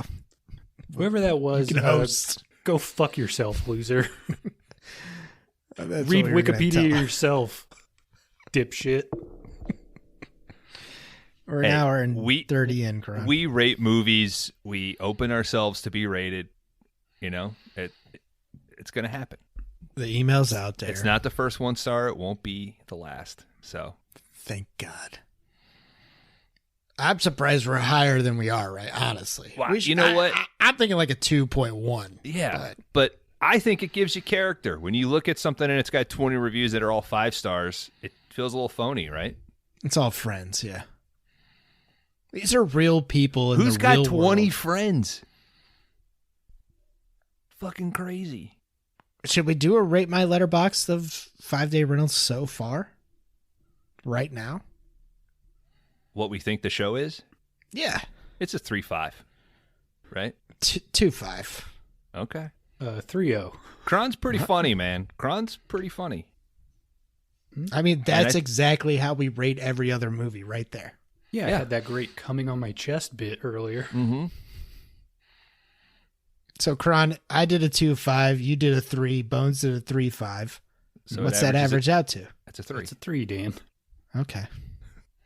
That's why Kron does the spreadsheet. You're our lawyer and our accountant. So I'm going to send you a calculator for Christmas, Dan. Don't.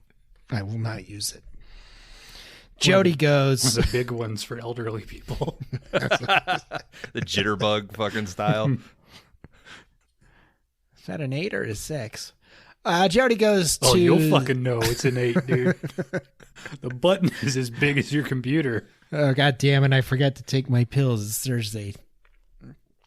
Jody goes to the mortuary here to kill the tall man first, locking Mike in his bedroom and saying, you can't go. It's for safety. But Mike escapes, of course. Mike, hooks up a nail to a shotgun shell or something. That would just explode in your face, right? No, it's a movie, dude. Yeah, but I'm saying in reality, like, if you were able to set off a shotgun shell... He closes his eyes.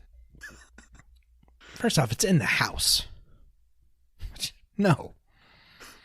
You know as soon as Jody walks in, he's going to smell that shit. Be like, dude, I thought I told you no shotgun shells in the house. Also, you could have kicked through that door in the time it took you to fucking... That's true. You got the hammer.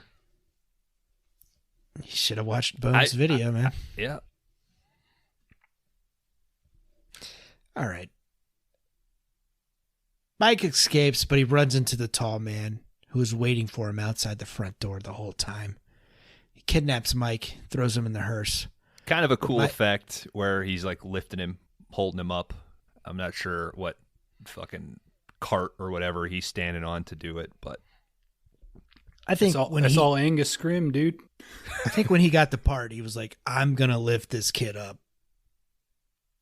At one point, like, I don't think he's as tall as they sort of imply when he's strutting his shit by the ice cream truck. He's got some fucking gnarly Elton John heels on.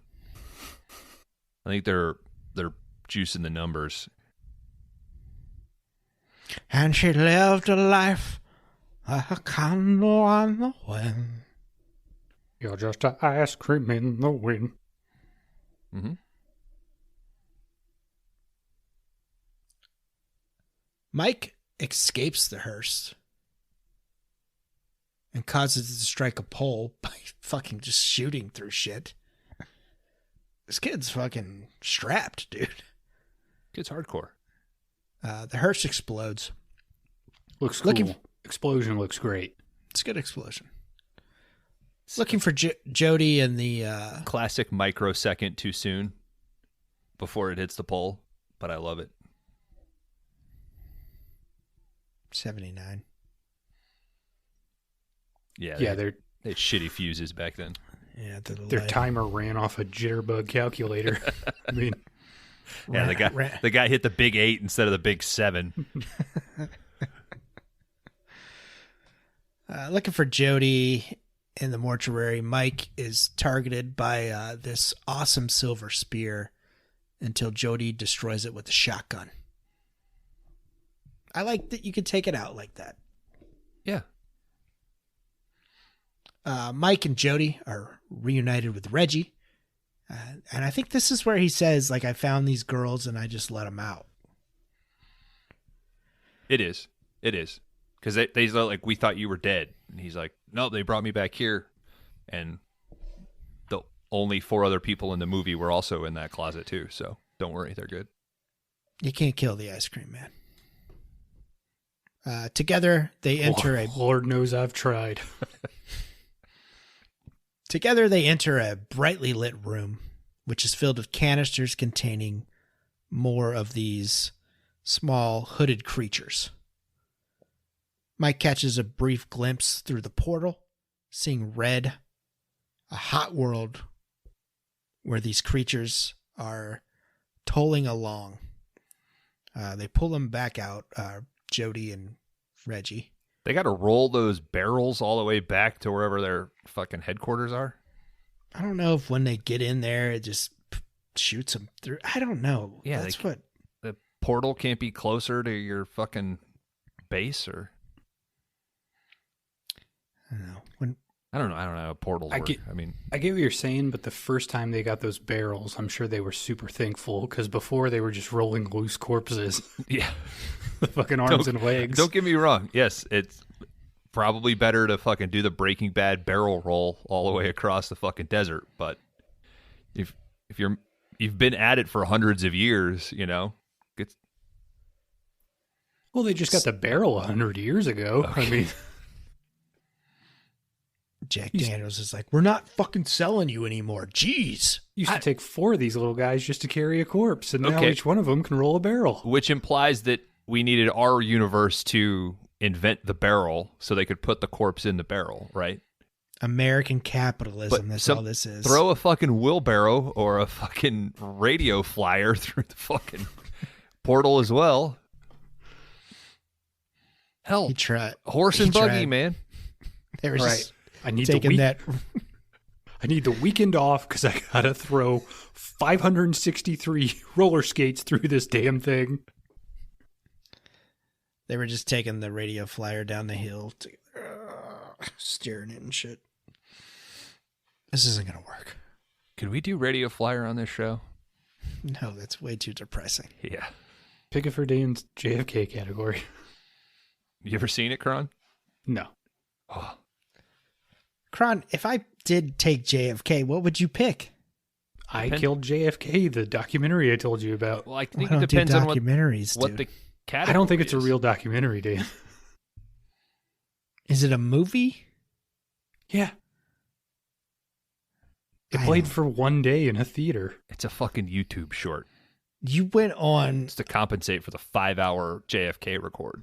a journey to find something that I'm threatening. I think I Googled JFK movie and it was on like page 9.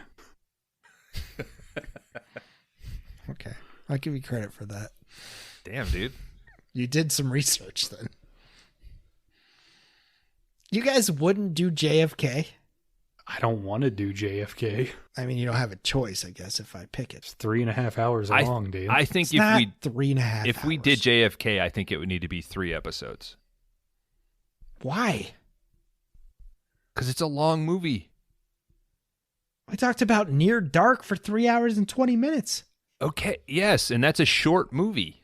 Spawn is barely 90 minutes, and it's a 3-hour and 20-minute episode, dude. I gotta fucking interrupt with my fucking Radio Flyer bits, and Kron's got a tag coming on your chest or shooting the fucking ice cream man, dude. That's how it fucking works Dan, here. The runtime is 3 hours and 26 minutes. The same as Killers of the Flower Moon. You Get can't out and say watch it's not 3:30. It's not. It is. Round up, dude. With a bathroom break, I guess. Yes, I'll give it to you. But you still gotta fucking watch it, you asshole. Did you piss during Killers? I read the book, so I kind of knew In my pants. where would be a good point. So I peed one time, yes. At one point where I knew, like, all right, this is gonna happen. So How do you feel? Could the movie have used an intermission, like a classic intermission?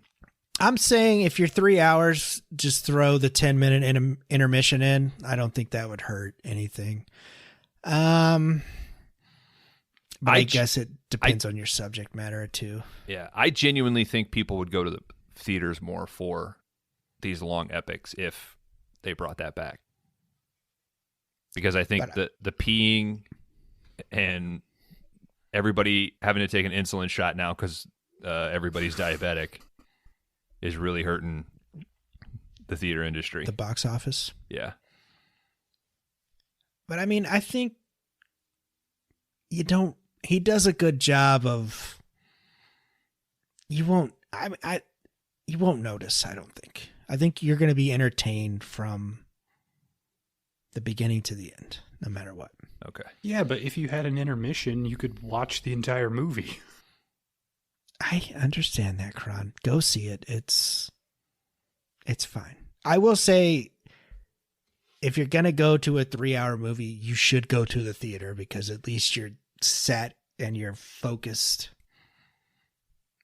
You're not have a phone and a fucking pause button and shit. Yeah. You know. I'm usually standing when I watch movies at my house. Oof, that's rough. I usually stand in the theater. That makes people uncomfortable. Mm-hmm. Well, you All right. only go see Taylor Swift concerts, so Yeah. it's allowed now. Dance in a big circle. Fucking witch coven. I knew you were trouble when you walked in. Together, they enter a brightly lit room, which is filled with canisters containing more of these creatures. Best shot of the movie. Mike catches a glimpse through a portal. He sees red hot world where these creatures are toiling around as slaves, as he calls them, when he comes back in, when Reggie and Jody there pull him back out. A sudden power outage separates the trio. Left alone in the room, Reggie activates the portal, creating a powerful vacuum from which he narrowly escapes. Is that activating it? What is... I think going back to when he was tuning his guitar, he kind of touches the two, Yeah. and then he touches the two things there. I took it Yeah. as like maybe he fucked up the frequency, right? Like that specific frequency was keeping that portal under control, and him fucking it up made it sort of fold in on itself. Mm-hmm. That's So- kind of how I took it. As Okay. well. Okay. Yeah, I can see that. In the ensuing storm, Reggie is stabbed by the lady in lavender, while Jody and Mike flee. Lady in love. And the mortuary disappears. Is Jody- fucking on me. She, In a graveyard. She's got no asshole. No, her asshole's in front, dude. That's a 360. It's where the vagina should be. Lady in love.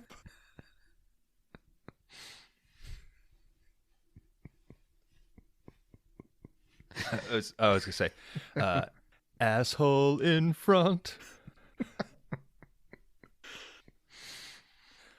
Where vagine should be. Yeah, I don't know how we're not getting all 5-star reviews. Come on.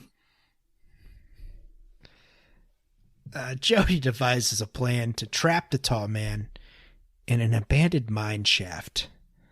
The tall man attacks Mike at home and chases him outside, where he eventually falls into the mine shaft and is buried under an avalanche of rocks, triggered by Jody, who's very proud of himself when this happens.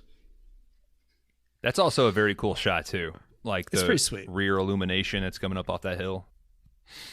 Looks good. Some good night shots here. I would love to just throw around some movie boulders. You know, You that think we weigh could 4 or purchase some? 5. They got to be somewhere, right? You could Yeah. make them out of styrofoam and Yeah. spray paint, I think. You guys better watch those Amazon orders here. Dude, you got wonderful steps to do it on, Bones. Just those coming down the Oh, steps. hell yeah.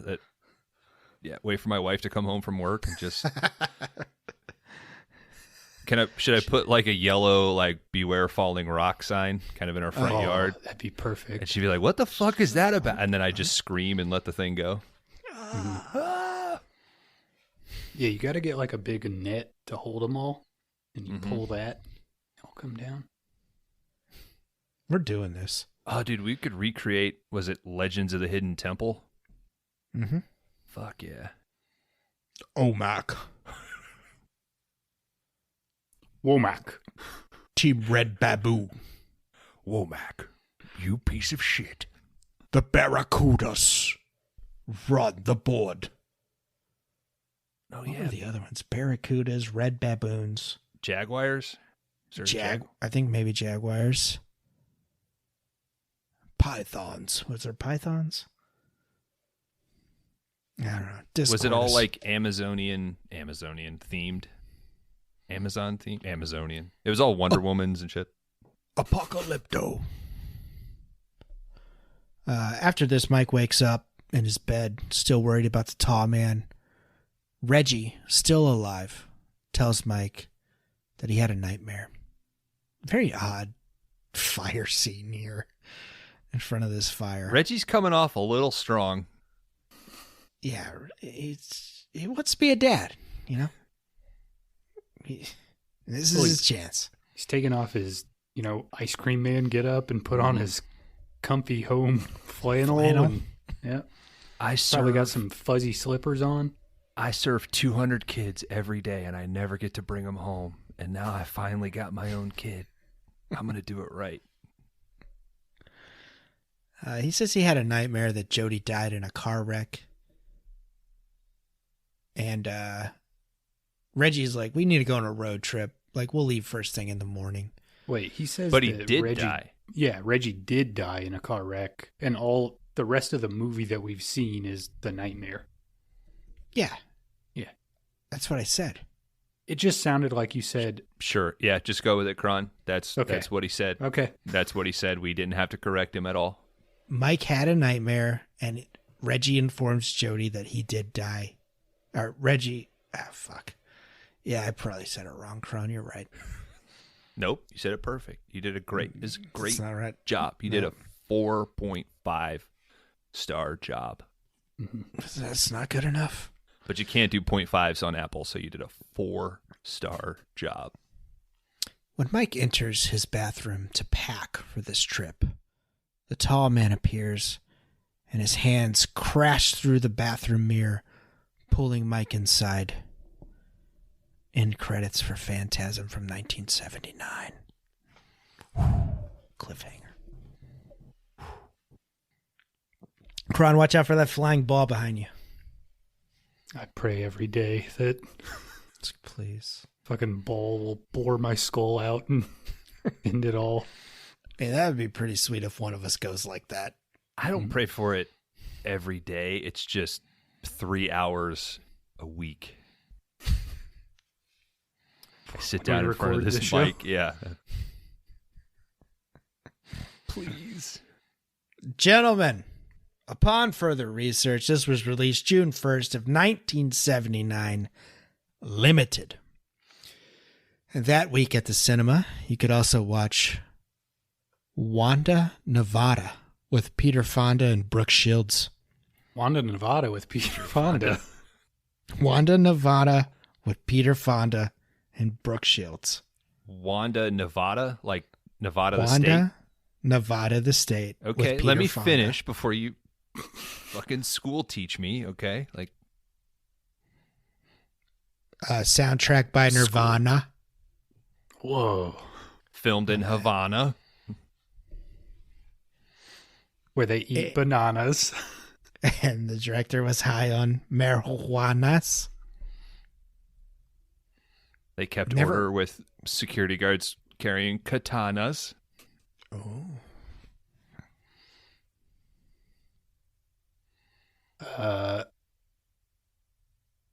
The only song they played on set was by La Bamba. And that caused a lot of trauma. We've kind of changed the rhyme scheme there, but Yeah, there we go. okay. Anybody want to guess the budget on this movie? $200,000. Kron? I'll go. It's a good guess. I'll go 300,000. Kron, right on the money. $300K. Good job, dude. With a box office of just under $12 million. Damn. That's a It's good a hit. return. It's a hit, baby. All right, I think we covered a lot of the IMDb trivia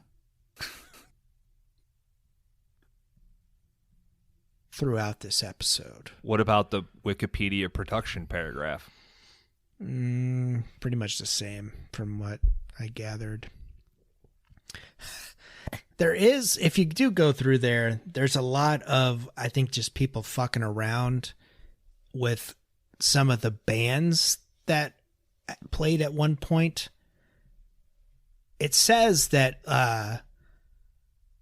Lemmy from Motorhead got the idea for Ace of Spades when he was watching this movie because Mike looked like an ace of spades, he said, and he continued writing the lyrics to Ace of Spades throughout the movie. And I was like, I don't know if that's true. Angus Scrim is the tall guy. His real name is actually Lawrence Rory Guy. So he did change his name there. But a great name, Angus Scrim. Hell of a name. I want that on my tombstone when I go. Do it. But yeah, I think we pretty much covered a lot of it. I don't know if there's anything else that stands out. Entertainment Weekly ranked this as the 17th scariest movie of all time.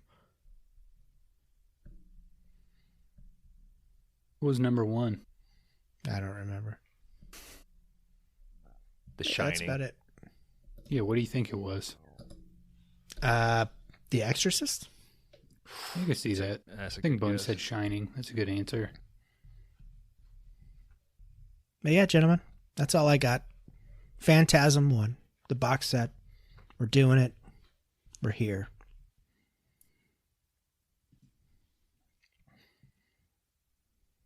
What do I want to do?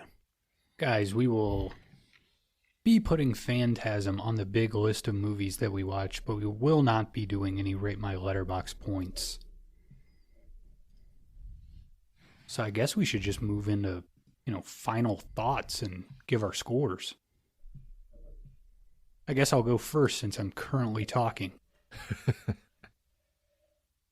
Guys, I think I would ultimately... I came in pretty high on this. I remember watching this a ton when I was like late middle school, early high school. Watched it a few years ago and think it had kind of like dipped for me on that rewatch. But on this one, I think it fired right back up there. I was between two numbers. I think I'm ultimately going to land at 4. I could have gone 4.5 on this. I think when I get down to it, I do love all of the ideas that this movie introduces and the fact that they feel no need at all to explain any of the weird things they introduce. And I don't think they have to because they don't give you time to get hung up on like, what are these little people about? By the time you even have that thought, you're on to yellow blood and flying spheres.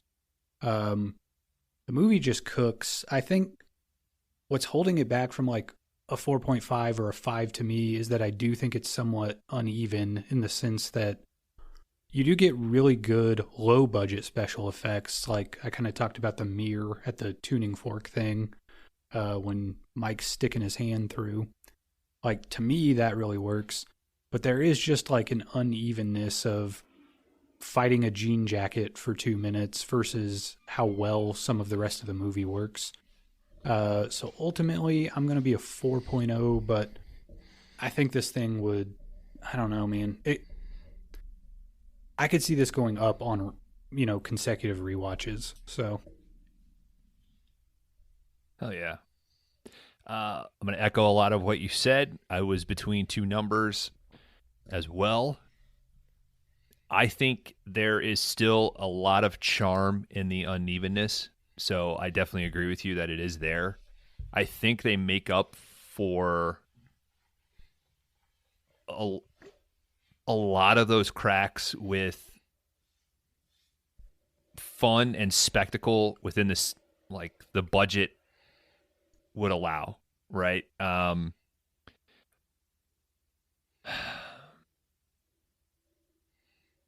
think I'm going to go 4.5. I think I am going to...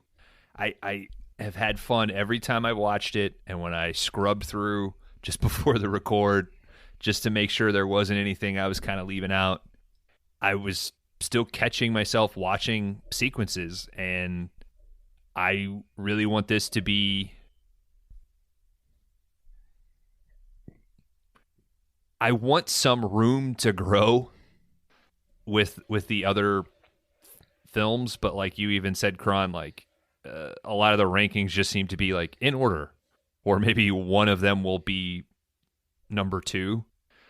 And I had to stop myself from thinking about that. Like just treat it like any other sort of rating. And 4.5. That's what my gut's saying. I'm going 4.5.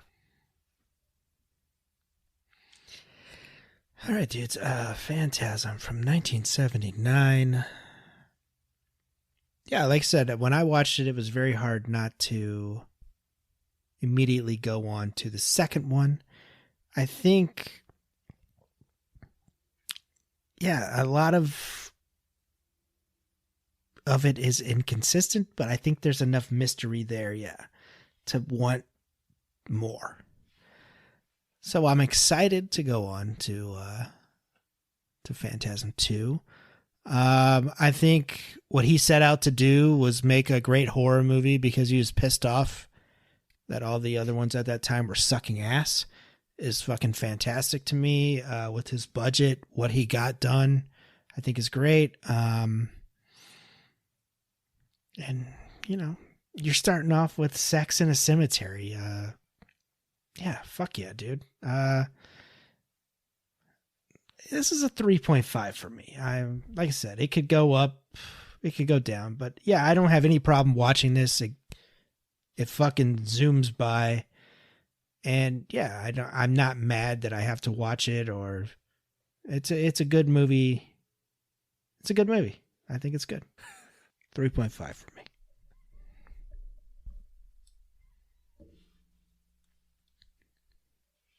This could have been number 1 on our list. Jesus.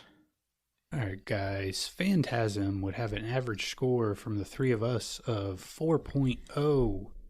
This bad boy would end up at number 16 on the big list. It would currently be right above Raising Cain and right below Breakdown. Good. It's a good 3 set of movies right there, in my opinion.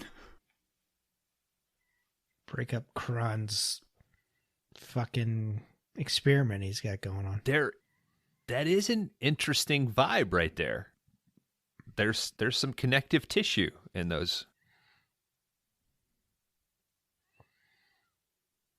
Yeah. Do it as a triple feature and let us know how it works. Well, that was fun. I'm excited for the rest of this box set. It's interesting to approach the box set in film form and not syndicated television. But if you're listening to this, sorry it's not exactly or right before Halloween. But I still think it's seasonally appropriate. There's a crispness when you watch this movie. But come back next week for my selection of outsiders for my new category based on a book. I think the ridiculous title was like the English class TV card or something, but whatever we decide is whatever it is. So come back. We're getting high class in this next category. Wash the taste of Spawn out of our mouth. And then Dan, I kick it back to you. Right. That's what my script says. Folks, as always, you can find a Discord link wherever you find episodes of the 5 Day Rentals podcast. What do they call that? Whatever podcatcher you're on. There is a link in every episode that's dropped. If you are on Apple and Spotify, we do ask, please rate, review the show. It helps us. It helps us bring the show to more people for our world domination goals. Catch us on Letterboxd. You can catch us on Instagram. You can catch us on Threads. And yeah, join the Discord if you really want to fuck with us. That's where we're at. That's where you'll find all of Kron's funny comments. That's where you'll find Laundry Dan if I have time, or Bones if he's feeling froggy. Getting piled on. You can find Laundry Dan there if you tag him in your comment. Pretty much. But yeah, looking forward to the Outsiders, guys. It's going to be fun. You guys think Johnny, man. You guys think I'm more of a pony boy or a soda pop? You're a soda pop. Shit. I gotta rewatch it first. There's a Dally. There's a. I think those are all the names I remember. Steve. Who does Diane Lane play? Cherry. That's me, probably. No, you're Johnny. Is that Tom Cruise?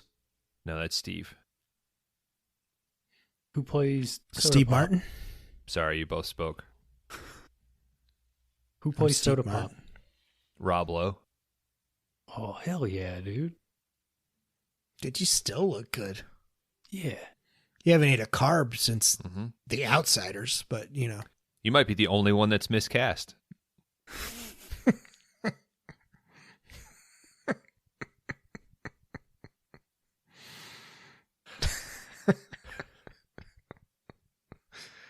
Crash and burn. I was going to say plug and bleed or something with the ball. Plug and bleed. What? Like, because the ball like plugs in and then bleeds out, right? Like, Yeah. Sounds like drains a menstruation ad from the 1940s. Oh, dude, does the tall man menstruate when he changes? Oh, it's his butthole. If he stays long enough, he will. Okay, yeah, when he gets his moon. Yeah. He's like, I'm not changing this week. I'll wait till next week to get a new victim. Crash and burn.